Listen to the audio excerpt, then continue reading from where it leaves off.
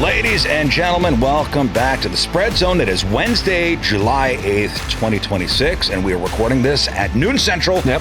And we've got 3 segments for you. Designed for one thing only, Tim, to make our listeners money. My name is Riz, joined as always by Tim McKernan, Anthony Stalter on vacation. We're sponsored by FanDuel, and as always, odds move, lines change. Nothing is guaranteed. Bet responsibly. So on today's menu, Tim, we'll talk World Cup. Then we'll talk Genesis Scottish Open. Yep. I noticed you pointed at me. You almost reached out to me right there. Yeah, that is my thing. And then for segment 3, we'll talk UFC 329. McGregor. Notice I'm reaching out Holloway. to you on that. I'm reaching out to you on that. I'm leaning on you for that one. No, we're gonna have a problem. We're gonna bring in somebody for that. All right. Well, let's talk World Cup first. So I've been entranced by it, and you've been on a heater. You've been delivering for the people. We're deep in now. I mean, it is. It's not the group stage, where you can recover. This is knockout soccer. Yeah. Every moment has weight. Stadium lights, national anthems, flags draped over shoulders, Tim. And how are we betting on this? How are we betting on what's going on right now? You know what? One of the things that we've been talking about is matches to go to extra time and the value on that, which is a weird thing to pull for. So as we're talking, you noted that we're talking on Wednesday. Mm-hmm. And we are fresh off of another classic that involved Argentina. Yeah. You had, is it Cape Verde or Cabo Verde? I've heard them both. Cape Verde. I feel Cape Verde is more... It's what I've been calling it. Absolutely. Right. So that one, which was a classic with Argentina, and we're fresh off of the Argentina-Egypt game. Controversial. And I was on that one to go to extra time. So you're essentially playing for a tie, and it was paying something like 4-1. And I tune in and see Egypt's up 2-0. Looks like they should go up 3-0. Mm-hmm. And instead, Argentina then ties it. I'm going, oh my goodness. Yeah. I'm gonna get home. Gonna cash out. And then Argentina gets that goal to go ahead. Egypt is saying the fix is in. Yes, I know. There's been a lot of controversy here on that game, and of course, the U.S. and the famed red card being overturned. So that's a way to go. One of the statistics that I think is most fascinating so far is, about a month ago, probably at this point, you asked who we were picking for it. Yeah. Initially, Spain was the favorite. Then they kind of had that slow start, in part because of Cape Verde. Yeah. And then France was dominant. But a statistic that is absolutely fascinating to me, the number of clean sheets for Spain, not allowing a goal. No. And going into the team that just beat the U.S., Belgium. So whilst France has looked more dominating, and if you told me now you got to pick one of the two, I would probably go France. The fact that Spain is doing it the way they're doing, you've kind of got this 2000 Ravens defense thing going on with Spain, so it'll be intriguing to me to see if a team that just scored 4 goals against the U.S. can break through. Spain is playing on Friday against Belgium. Yep. So Spain minus 350, Belgium at plus 265. Now, on FanDuel, we're talking qualify to advance. So these... this covers regulation plus extra time plus penalties. So you don't get burned by a 1-1 draw after 90. So to qualify for next round matchups, we have France-Morocco tomorrow. France at minus 420, Morocco at plus 310. Spain and Belgium, as I mentioned, on Friday. 2 matches on Saturday, Norway, England, Argentina, Switzerland. So now let's make this actionable. I think, the headline for me is England versus Norway. Is that the closest odds of the 4 quarterfinal matchups? Norway that's what I would guess. Plus 186, England minus 235. Okay. This is the headline for me. England's in that familiar spot, talented roster, massive expectations, and the public always wants to scream when they don't win pretty. I'm not trying to get cute, laying 90-minute lines when extra time, when extra time exists. This is a survive and advance protection. Yeah. So give me England. England to qualify at minus 235. So England would get into the semis. Boy, that'd be something else. I mean, you do have potential here if the, quote, right teams win to have a star-studded, I'll Americanize it, Final Four when you look at the quarterfinal matchups. I don't think in this case you can, quote, go wrong because you either get England and all that comes with England or you get Holland in the Final Four. I think what stands out to me on Norway is Holland himself when asked before playing France, was like, they'll probably beat us and they'll probably win the whole thing. Yeah. And he was just and now he's experienced some criticism for that comment. He says, well, I was just being honest. But nobody, especially as talented as him, is going to know their team better than a guy on the team, especially in his role. Well, are you willing to take a shot on Norway plus 186? I am not. I am on England. I think the fact that he didn't think his team would be in the mix speaks to an awareness, and therefore England is coming off of, I think, the most impressive win so far to go to Stadium Azteca, beat Mexico. In that altitude? In that altitude. That was the big roadblock, I'm sure, that English football fans thought that they had. Crazy hostile crowd. And you do that, I think that they are positioned wonderfully, and it sets up what I think will be a phenomenal semifinal matchup. I know, picking some of these games, obviously we're here to make some money. If you want one future spice that ties in England advancing and maybe get yourself some money and this is from the FanDuel player features board that we have, the Golden Boot winner. Are you going Hurricane? So Harry Kane, Golden Boot plus 900. Wow. This was kind of like Anthony's NBA Finals play with Wembanyama. Right. When they were still playing the Thunder. It's like if they get there, he's going to be the guy. Yeah, because if England advances, buying more minutes, more matches, Kane's role is always central. You know, this is a path plus volume bet. So if I'm going to throw something down, maybe on that. And I'm going to be honest with you, like the France-Morocco game, minus 420 for France is a price, not a pick. So if you love France, fine. But that's not a standalone bet that I'm thrilled to give out for a make you money kind of thing. Correct. Yeah, the risk is not necessarily worth that reward on that because you could absolutely see Morocco winning it, and therefore I'm not willing to bet 420 to win 100. If you must play it, you know, pass or use it only as like a small parlay leg with your eyes wide open. If you're hunting upside, Morocco plus 320 is live in soccer because soccer's insane, and we've had an insane tournament that we've been watching. But you know, I'm not forcing a miracle there. Yeah, Morocco has had some near misses, but I think people forget that they were a semifinal team in recent World Cup play. France is the one that has looked the most dominant to me throughout the tournament. But again, if I want to draw parallels to American football, France is the high-powered offense, even though I realize they had a near miss themselves recently, whereas Spain is doing it with defense. So France feels like the more safe pick because they've looked so dominant.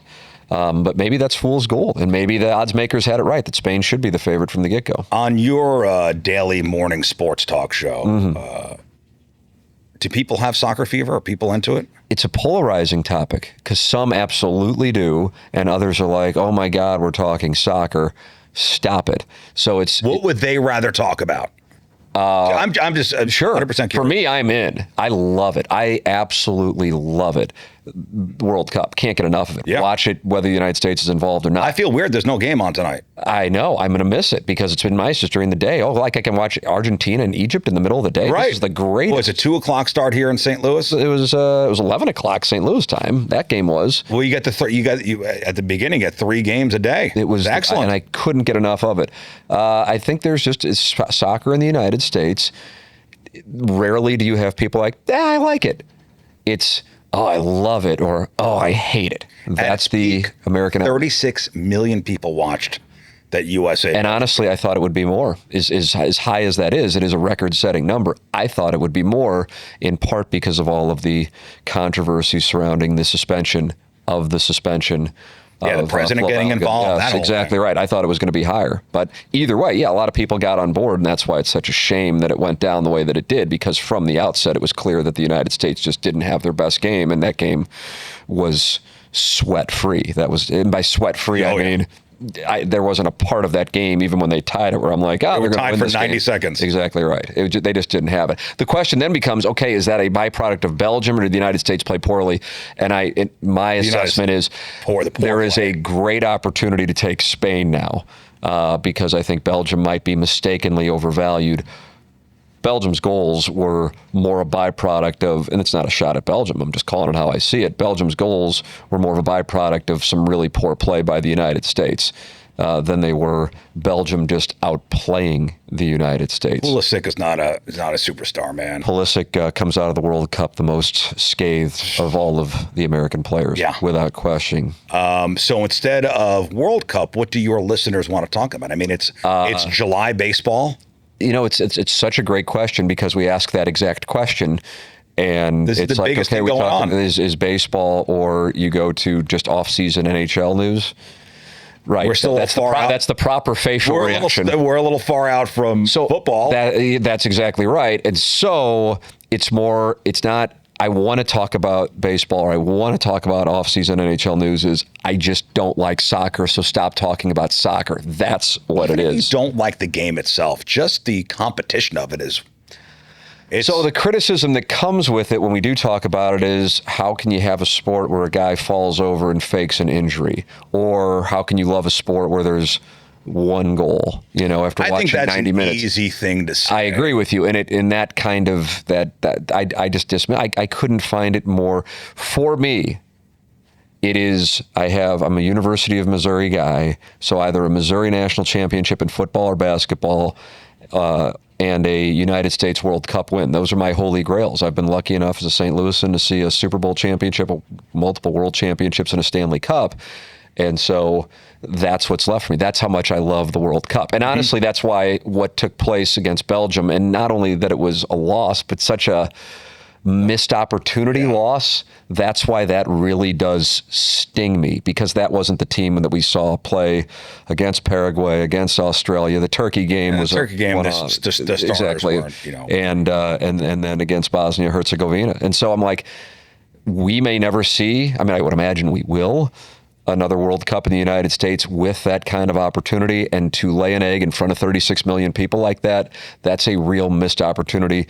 And the guys on that team, they're going to have to live with that. And as American soccer fans, that's something we're also going to have to live with. That was a key opportunity that was not capitalized on. In '94, they didn't have the ability to do it. Not to say they had the ability to win it this year, because you see there's another level with some of these teams.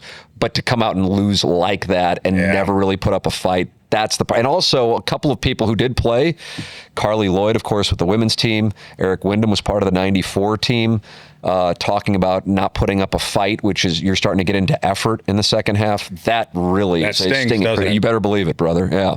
All right, we'll leave the World Cup there. We'll take a break. We'll come back, and we will talk PGA, Genesis, Scottish Open at the Renaissance Club. It's the Spreadzone, of course, sponsored by FanDuel Sportsbook.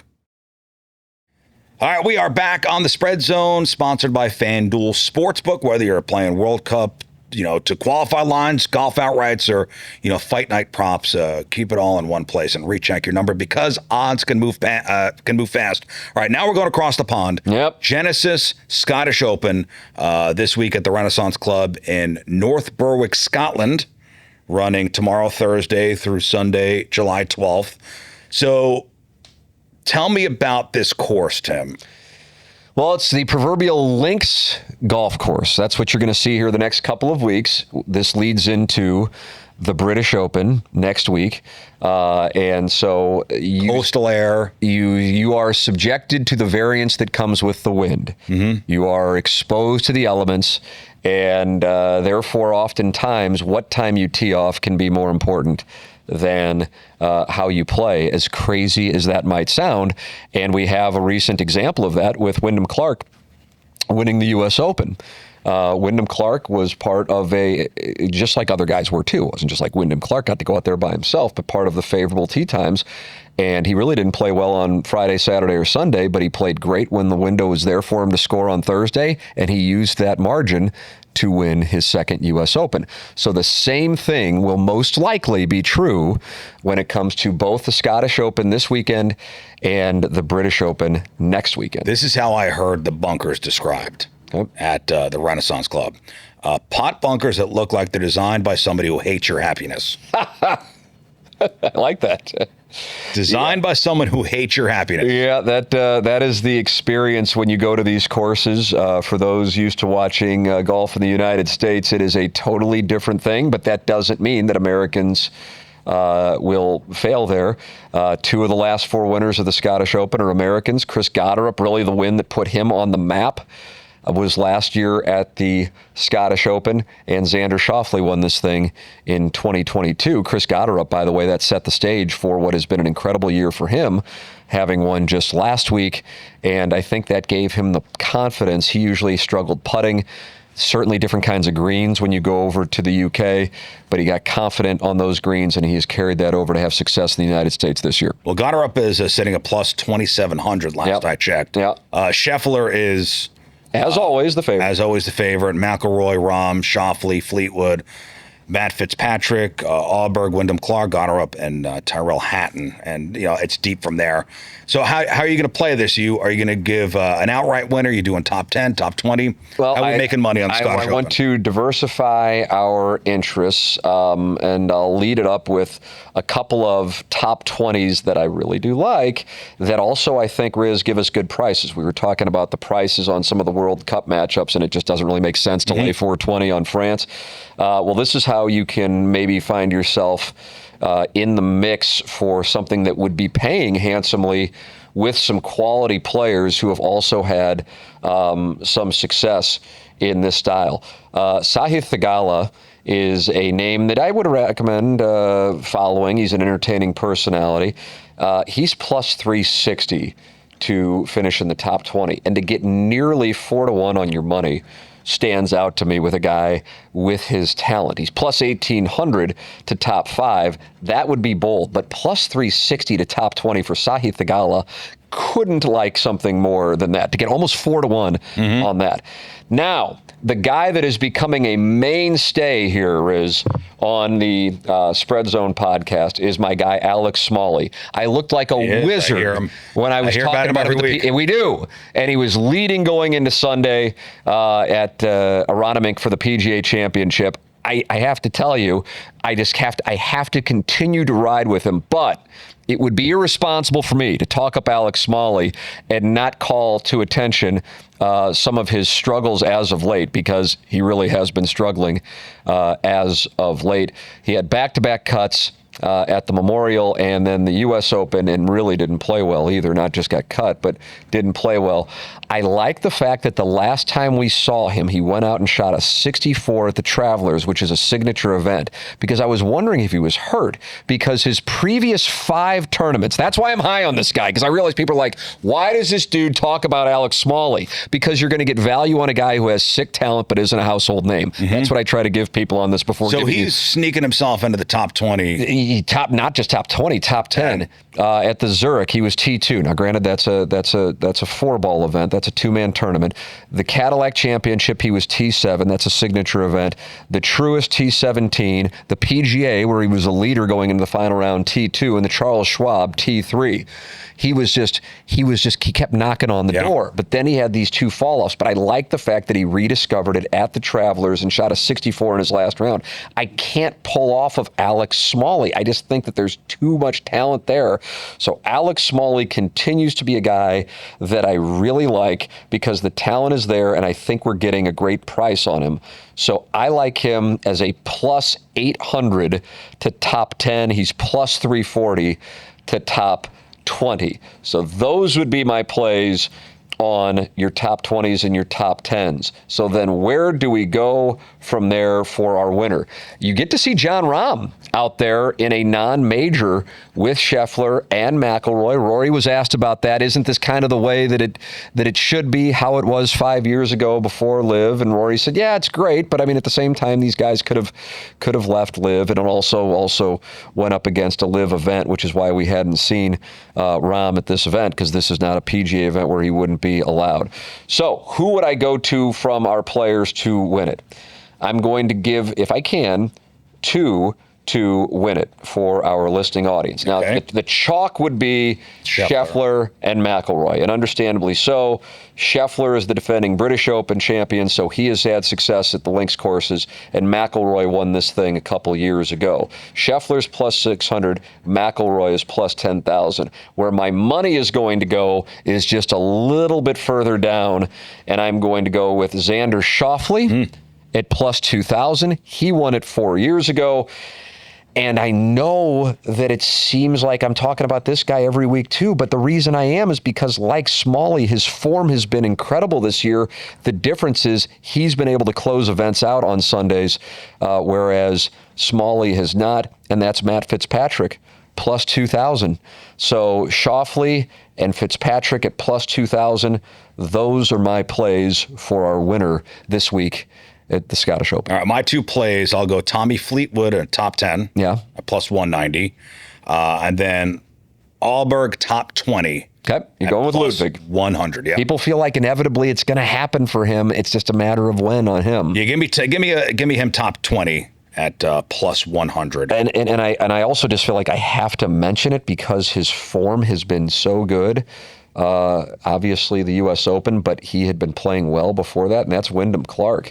He has been, I don't know where it came from, because at a time before he won the U.S. Open, it looked like that might be one of those that you would look back on and go, boy, Wyndham Clark won a U.S. Open. Whatever happened to that guy?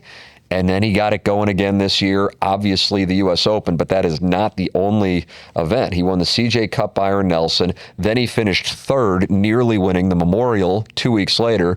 Then he finished T11 at the RBC Canadian. Then he won the U.S. Open. And then the following week, where I gave a play, bet against Wyndham Clark, he's going to be checked out for this. What does he do? He goes out and he finishes T5 at the Travelers. He's just got something going right now. He's plus 2,700. He is playing better than anybody in the world at this level, and I can't ignore it. I don't think it's going to happen, but I can't ignore it when you got a guy playing as well as he is. So there you go. All right, that is the Scottish Open. We'll take one final break. We'll come back. We'll talk a little UFC. UFC 329, McGregor back in the ring. It's the main event. It's the Spreadzone, presented by FanDuel. All right, we are back on the Spreadzone, presented by FanDuel. All right, now we flip the switch to fight week. UFC 329, Saturday night, T-Mobile Arena, Las Vegas.